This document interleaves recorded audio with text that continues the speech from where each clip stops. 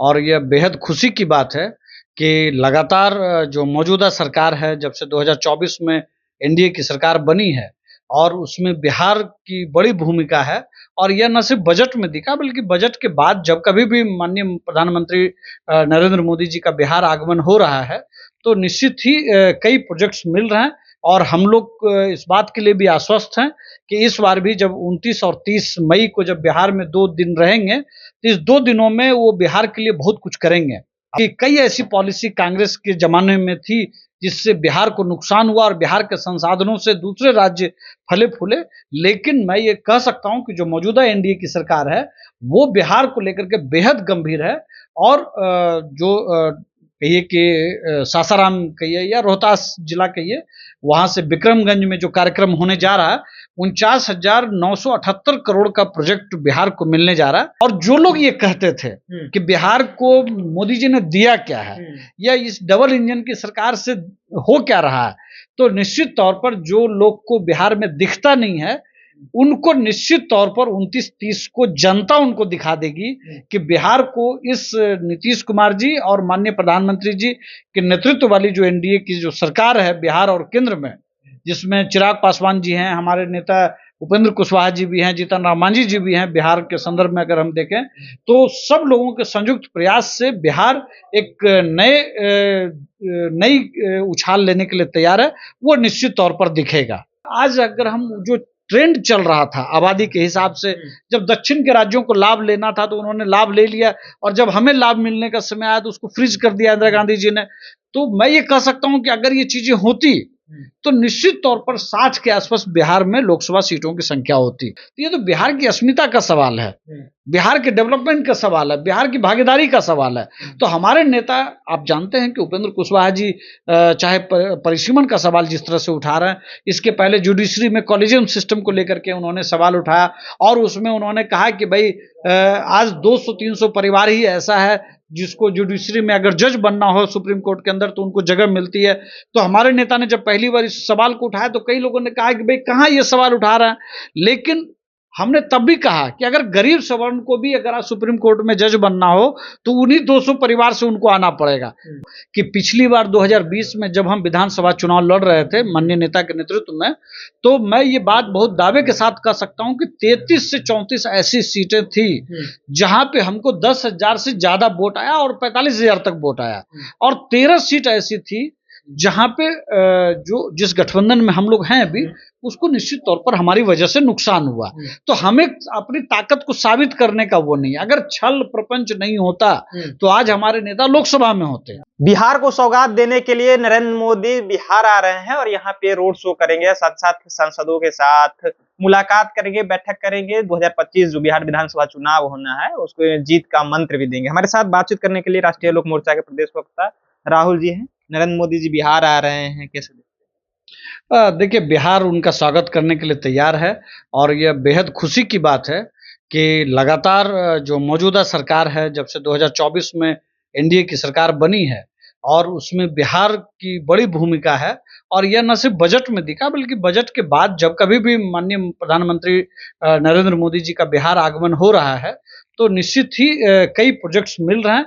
और हम लोग इस बात के लिए भी आश्वस्त हैं कि इस बार भी जब 29 और 30 मई को जब बिहार में 2 दिन रहेंगे, तो इस 2 दिनों में वो बिहार के लिए बहुत कुछ करेंगे। आपको पता है कि लंबे समय तक बिहार विकास से अभिशप्त रहा, क्योंकि कई ऐसी पॉलिसी कांग्रेस के जमाने में थी जिससे बिहार को नुकसान हुआ और बिहार के संसाधनों से दूसरे राज्य फले फूले। लेकिन मैं ये कह सकता हूं कि जो मौजूदा एनडीए की सरकार है, वो बिहार को लेकर के बेहद गंभीर है।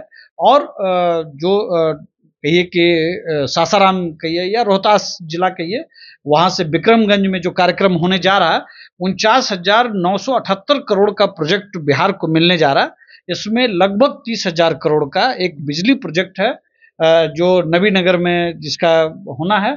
उसके बाद बिहटा में आपको एयरपोर्ट का उद्घाटन शिलान्यास होना है। इसके अलावा रेलवे के कई प्रोजेक्ट्स हैं, और भी कई सारे प्रोजेक्ट्स हैं जो बिहार के अंदर आएंगे।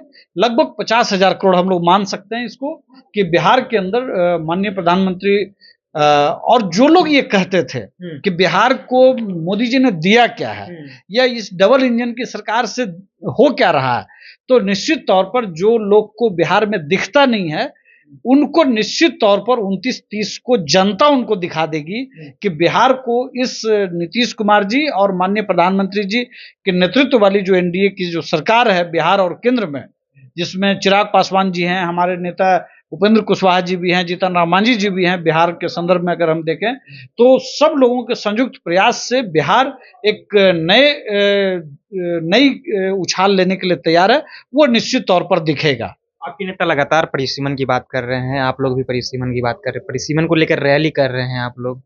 देखिए, जो बात मैं अभी थोड़ी देर पहले आपको कह रहा था कि बिहार लंबे समय तक विकास की परियोजनाओं से उसको दूर रखा गया, जानबूझ करके कांग्रेस की सरकारों में कई ऐसी चीजें हुई जिससे बिहार के डेवलपमेंट को रोकने का काम किया गया। और दुर्भाग्य है कि जिस वक्त इस देश के अंदर इमरजेंसी लगी हुई थी 1976 में 42वां संविधान संशोधन करके तत्कालीन प्रधानमंत्री इंदिरा गांधी जी ने जो एक संविधान के अंदर एक अधिकार दिया गया है, एक व्यक्ति एक वोट एक मूल्य के बराबर, तो उसके अनुसार ये होता था कि 1951 में या 1961 में या 1971 में परिसीमन आयोग का गठन हुआ। आबादी जो उस वक्त थी उसके आधार पर सीटों का लोकसभा सीटों का निर्धारण होता था। उसको 1976 में कहा गया कि भाई अब 25 साल तक के लिए फ्रीज कर दिया गया। फिर 2001 में भी कुछ ऐसी परिस्थिति बनी गठबंधन पॉलिटिक्स का कि बिहार को उस वक्त भी नुकसान हुआ, परिसीमन तो हुआ लेकिन सीटों को सिर्फ एडजस्ट किया गया, सीटों की संख्या नहीं बढ़ाई गई। तो अगर हम जो ट्रेंड चल रहा था आबादी के हिसाब से, जब दक्षिण के राज्यों को लाभ लेना था तो उन्होंने लाभ ले लिया, और जब हमें लाभ मिलने का समय आया तो उसको फ्रीज कर दिया इंदिरा गांधी जी ने। तो मैं ये कह सकता हूं कि अगर ये चीजें होती तो निश्चित तौर पर 60 के आसपास बिहार में लोकसभा सीटों की संख्या होती। आज हम ज्यादा रिप्रेजेंटेशन के साथ लोकसभा में मौजूद होते, हम बिहार के हक के लिए ज्यादा अधिकार के साथ लड़ पाते, और बिहार के साथ जो छल और प्रपंच हुआ इतने पिछले 50 साल से जो हो रहा है या जो हुआ पिछले दिनों, वो सब को हम लेकर के लड़ सकते थे सदन के अंदर ज्यादा मजबूती से। तो ये तो बिहार की अस्मिता का सवाल है, बिहार के डेवलपमेंट का सवाल है, बिहार की भागीदारी का सवाल है। तो हमारे नेता, आप जानते हैं कि उपेंद्र कुशवाहा जी चाहे परिसीमन का सवाल जिस तरह से उठा रहे हैं, इसके पहले जुडिशरी में कॉलेजियम सिस्टम को लेकर के उन्होंने सवाल उठाया, और उसमें उन्होंने कहा कि भाई आज 200-300 परिवार ही ऐसा है जिसको जुडिशरी में अगर जज बनना हो सुप्रीम कोर्ट के अंदर तो उनको जगह मिलती है। तो हमारे नेता ने जब पहली बार इस सवाल को उठाया तो कई लोगों ने कहा कि भाई कहां ये सवाल उठा रहा है, लेकिन हमने तब भी कहा कि अगर गरीब सवर्ण को भी अगर आज सुप्रीम कोर्ट में जज बनना हो तो उन्हीं 200 परिवार से उनको आना पड़ेगा, गरीबों के लिए कोई जगह नहीं है। आज वाइस प्रेसिडेंट जगदीप धनखड़ साहब ही नहीं बल्कि बहुत सारे लोग इस सवाल को उठा रहे हैं। तो आज बिहार के लिए जब हम इस सवाल को उठा रहे हैं तो भले वो सवाल आज बहुत मौजूद नहीं लगता हो, लेकिन बिहार की अस्मिता के लिए इस सवाल के लिए किसी को तो लड़ना है। तो माननीय उपेंद्र कुशवाहा जी राष्ट्रीय लोक मोर्चा के राष्ट्रीय अध्यक्ष के नेतृत्व में हम लोग इस रैली को करने जा रहे हैं कल 25 तारीख को विक्रमगंज में, और शानदार सभा होगी।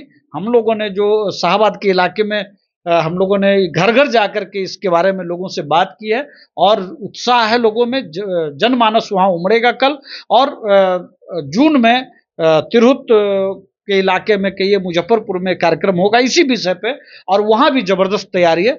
हम लोग इसको बिहार का विषय बनाएंगे और बिहार के हक को लेकर के रहेंगे।